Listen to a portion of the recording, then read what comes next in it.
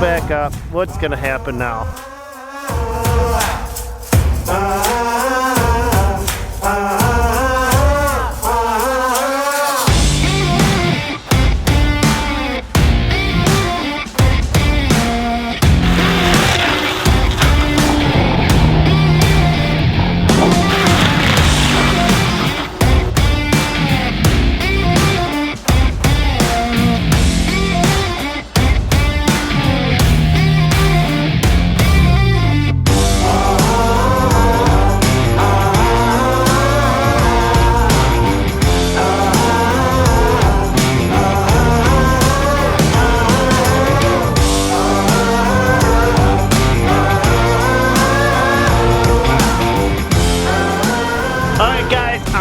The engineers from Quick Attach, and today we're gonna see if we can mulch a car with a forestry mulcher. What do you think? Hope it works. I think we're insane. Let's do it! How many years have you been working on this stuff? I've been with this company for 19 years. And you have been as an engineer, right? Yes. You're the head engineer. Yep.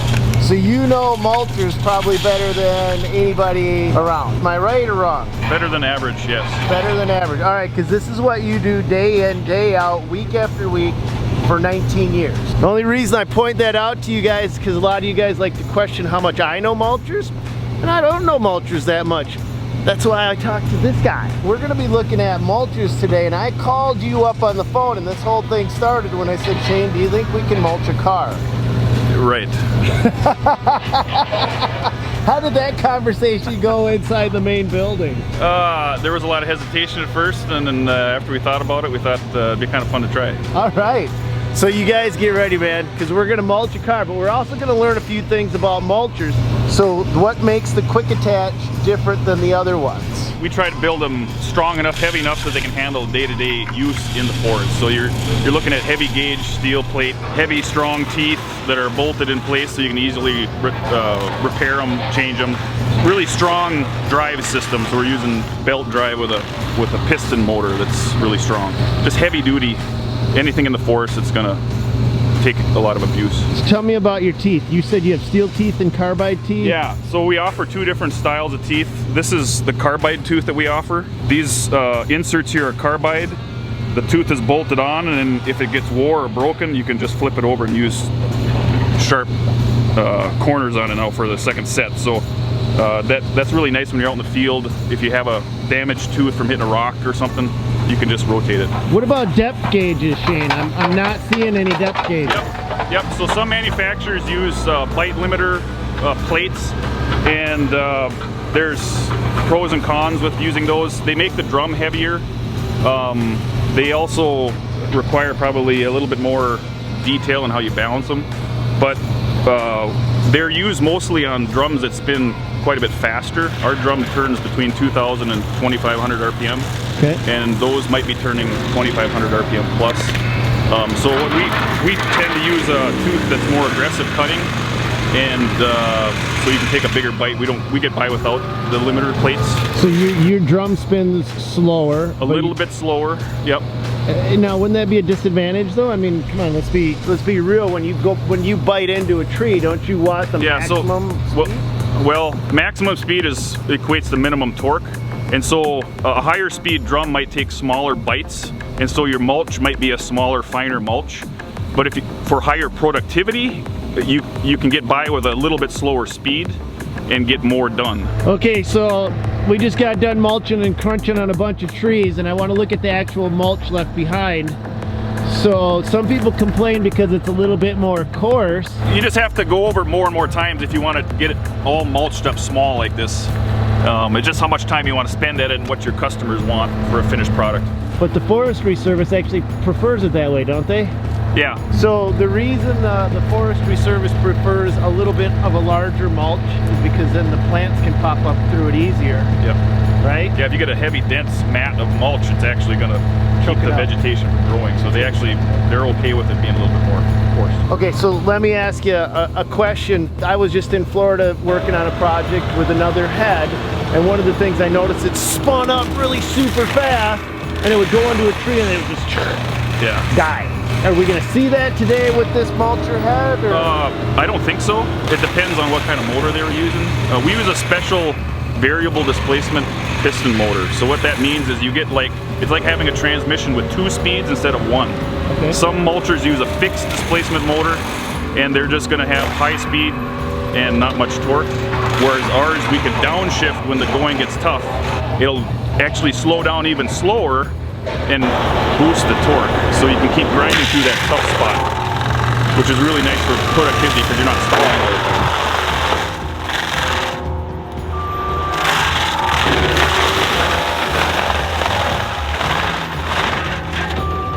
What are you gonna do to tackle a car, though?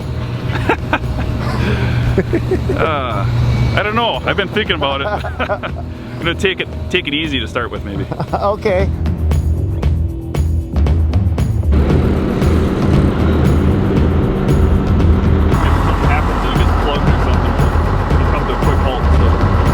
Are we good in that spot? He's gonna turn it so he can blow the stuff that way.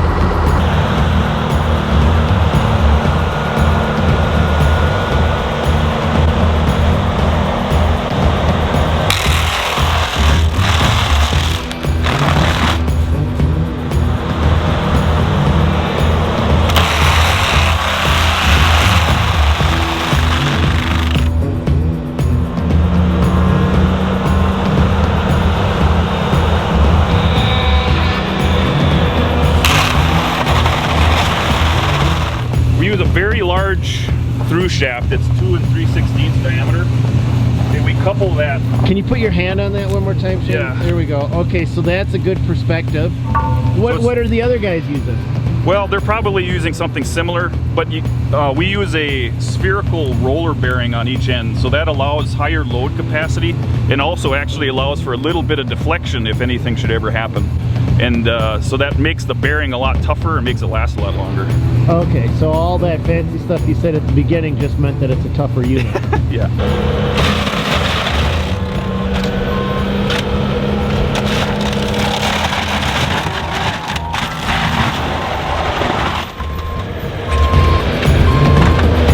Okay, got it.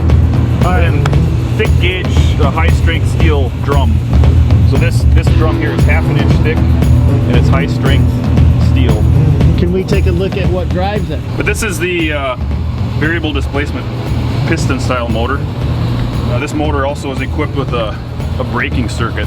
When you shut it off, it'll slow down to a stop within 10 seconds or 15 seconds or something. Yeah. So okay, what's the benefit of that? That sounds like an extra bell or whistle that may not be needed. It's more for safety, I guess. If you have a problem, it'll stop quickly. If you guys haven't gotten into the industry, what you're gonna see is a lot of heads, after it's shut down, will run for a minute, up to 2 minutes. I mean, because you got a drum spinning that if you screw up and you fall, bye. Yeah, as long as you're aware of the danger, you can avoid it. So you can see some of the internal structure here too. Like we got this big rib right down the middle here that supports the whole drum area. So we got structure that supports the mounting plate and ties this all together. So it's 3 big plates.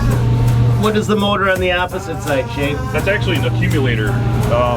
The accumulator down there is for a couple reasons. It helps kind of balance out some of the spikes in the pressure line, but also avoids the damage that can occur to a variable displacement motor if you shut it down. It might cavitate.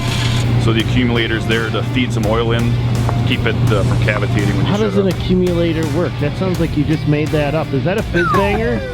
Shane, are you making crap up? No, it's real. It's really just very simple. It's a spring-loaded piston, so it's kind of like a hydraulic cylinder, except it has a piston behind it. Yeah. So as you build pressure, the piston moves and it holds some oil volume. under pressure, and when you shut it off, it can push that oil into the circuit if needed. Oh, okay. What else should we know about this unit, Shane? It's belt driven, which most of them are. It uses a synchronous drive belt, so it's got the little cogs on it. So it's really strong. I just looked up the chart this morning. It's actually rated at 2,000 RPM for over 1,000 horsepower, but we're only driving it with 80. So it's overbuilt.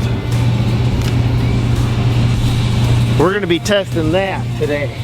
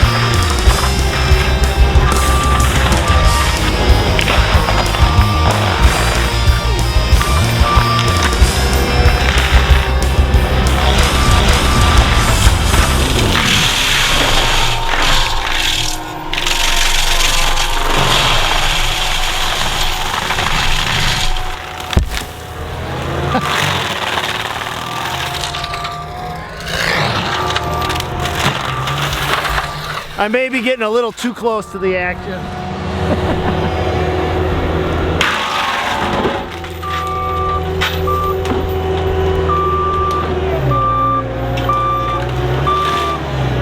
perfect.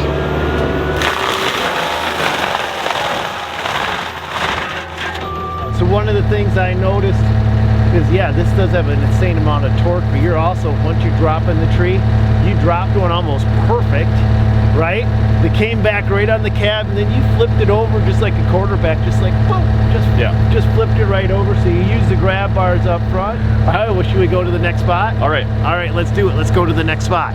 All right, so we've been munching on trees this morning, and I want to take a close look at these teeth before we start munching on a car.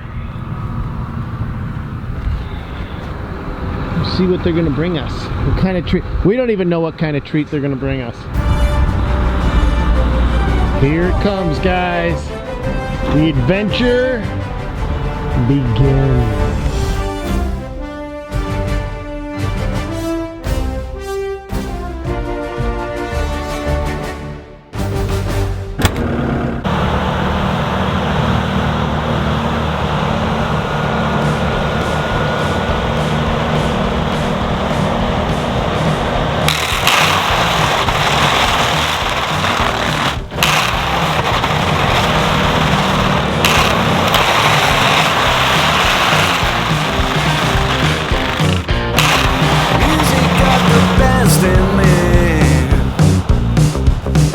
Since I was a child, now it's showing its ugly face. What can I do?